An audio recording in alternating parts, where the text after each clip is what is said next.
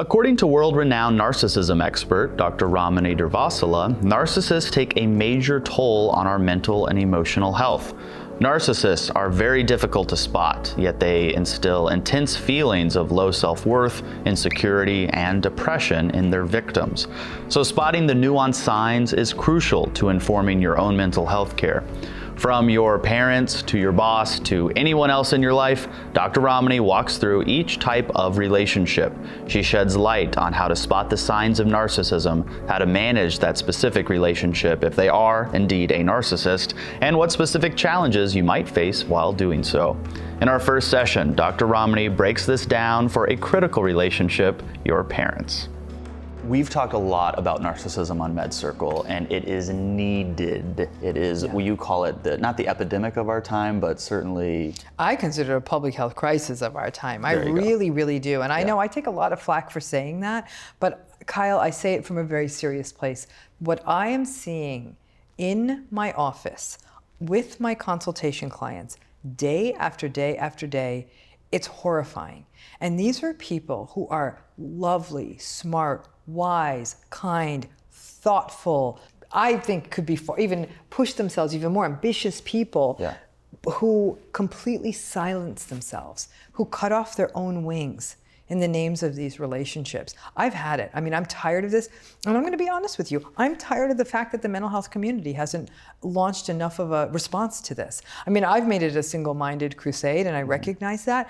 But when I see in 1 hour, just explaining, just educating someone about their story, they walk out, and sometimes they'll email me 2 weeks ago, and they're like later, and they'll say, that's just it, I got it now, and I'm doing so much better. But these people, their health is falling apart. This isn't just like, oh, I'm having a bad day. Their health, the stress, the effect on their health in every possible way. People getting sicknesses that don't make sense, they make sense to me.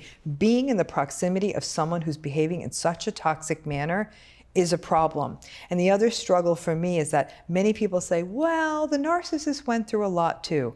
I get it. I never, ever would say to someone, I would invalidate your trauma, but I'm always going to judge you on how you're behaving today. I get that. I get that. You know, and so it's this idea that, well, these bad things happen to me, so that is my rationale for why I'm going to continue to abuse you. That does not work for me. Absolutely. Well, one of the first narcissists people meet is their parents. Yes. So with narcissists being 80% men, 20% women, does that fall into the parent guidelines as well? Absolutely. Okay. By and large, people are going to come in and talk about narcissistic fathers. However, because a narcissistic mother is so impactful, because in many families, the mother is often a primary caregiver, that they get more face time with her. And as a result, if she's narcissistic, the impacts may be more significantly felt. We hear about it more. I feel like I hear more about narcissistic mothers than I do fathers from the peripheral. But I think it's an impact issue. Right. But I have to say, though,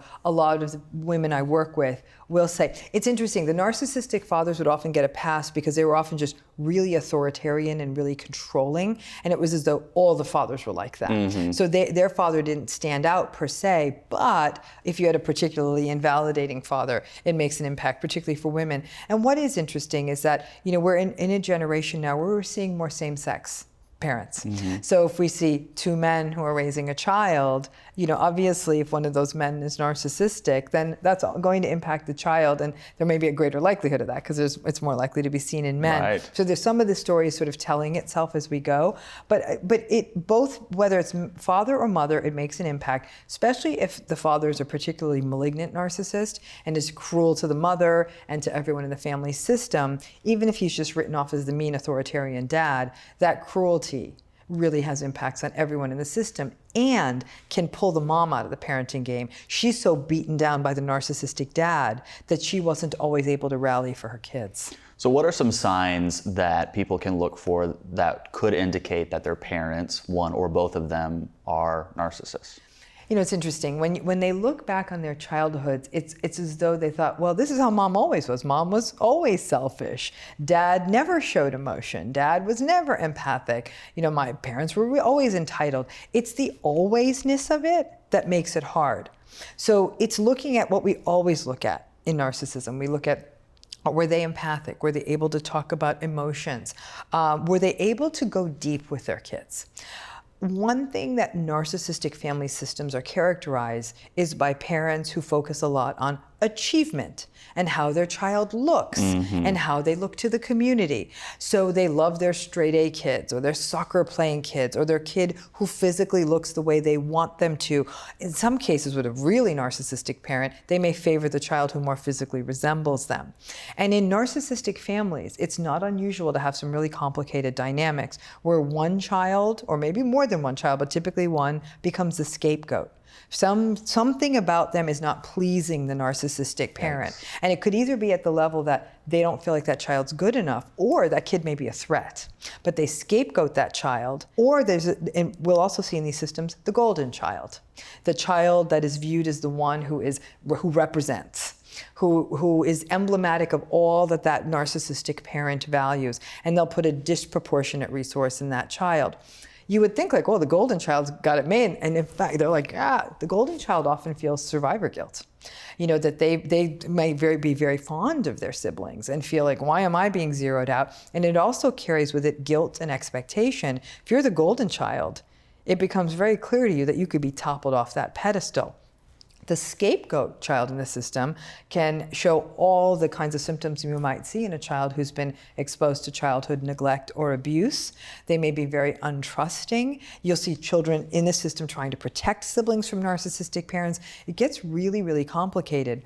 But many times it's a story that tells itself backwards. Like I'm hearing more and more from people who watch our MedCircle videos that like, gosh, I saw that. That's my mom. That's my dad. Like they said, I didn't know there was a word for this. I just thought I really had a tough mom or dad. So a lot of times people who think of their parents as difficult, selfish, challenging, not available, not present, neglectful.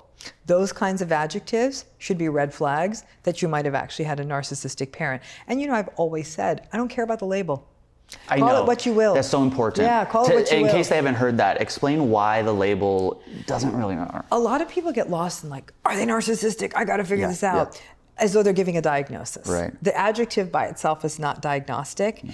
If you really experience from this parent that they were difficult and selfish and cruel, there was an antagonistic quality to them, maybe I also help you circle that drain and say, yeah, your parent seemed narcissistic. It almost doesn't matter. If it felt like that emotionally distant and invalidating and controlling a childhood, doesn't matter. It was still a miserable experience, and it's definitely something that shaped you.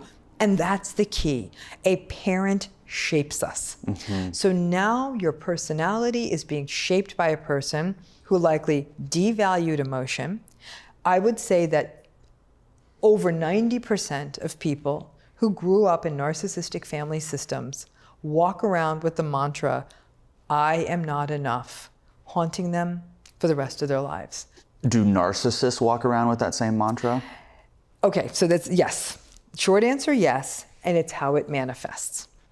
So for the ordinary I'm not enougher, and I'm going to own it right now, I'm an I'm not enougher. You're an I'm not enougher. It's a mantra that's plagued me my whole life, and it makes me work myself too much and feel like I'm not enough as a mom, as a partner, as a friend. Like that's the monkey on my back. Why do you feel that way? It's historic for me. I think it's cultural. It's family of origin. It's the educational path I chose. So I always try to overcompensate, and as a result, I often get very exhausted. I can easily feel sad. I might be like, maybe I shouldn't say something, and of course they don't like me, like that kind of stuff. I mean, I put myself out in the world. I'm in therapy. I manage it, but it's always been there for me. Wow. So the way I manage that is by, like I said, sometimes trying to overcompensate, maybe do more than I should. You're a doer. Like I'm a doer. I'll work 100 hours a week because then I'll be more than enough, right?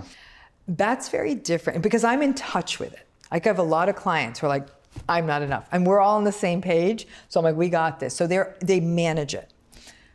The problem is when a person's not aware of their I am not enoughness. And that's when you get into the territory of narcissism, because it's a core insecurity, right? But because they're not aware of it, they're always lashing out angrily at the world because they're so insecure, they're not enough. So why not walk around saying, I'm the greatest, right. I'm the best, there's no one better than me, validate me, like me on social media, because I'm the best. You can see how that's I'm not enough. Tell me I'm enough. Come on, tell me I'm enough, you know? But they're not in touch with us. They get very angry when they're not told I'm not enough. That's the validation seeking.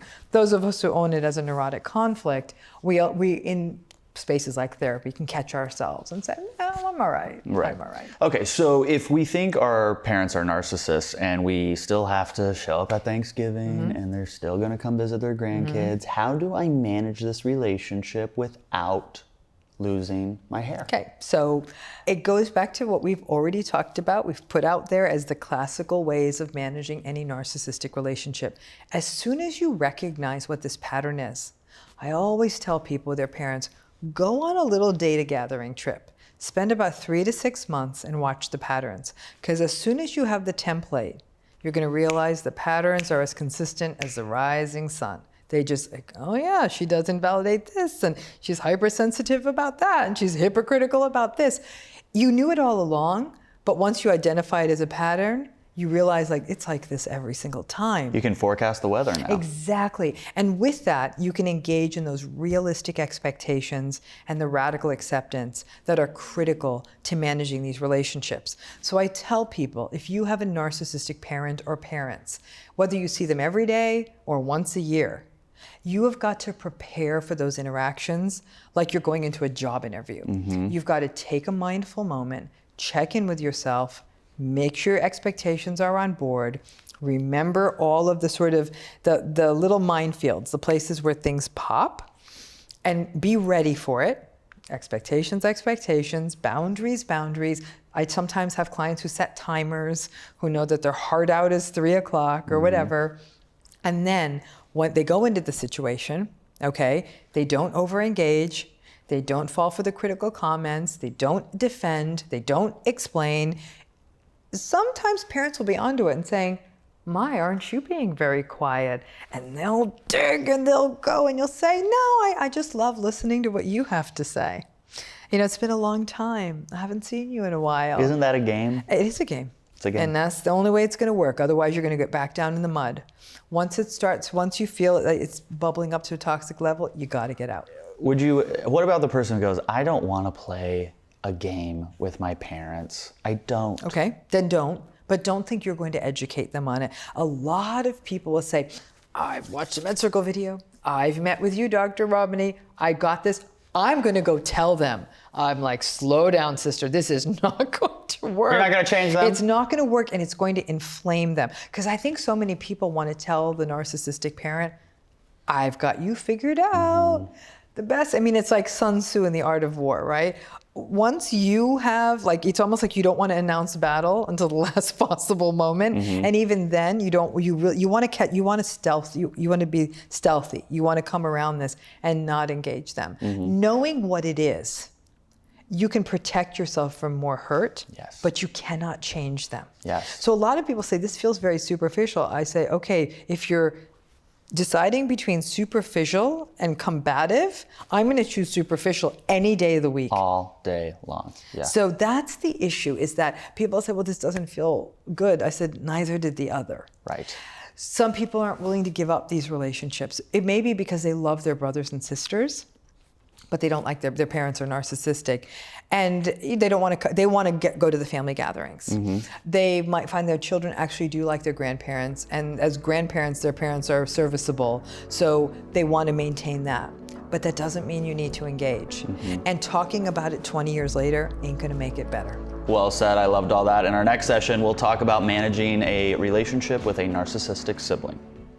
Thanks for watching. Check out the links below for more information on how to access this full series, and subscribe to our YouTube channel to watch new mental health videos every week. Did you like what you heard in this video? If you want to ask a MedCircle doctor a question directly, you can learn how by visiting the links in the description below.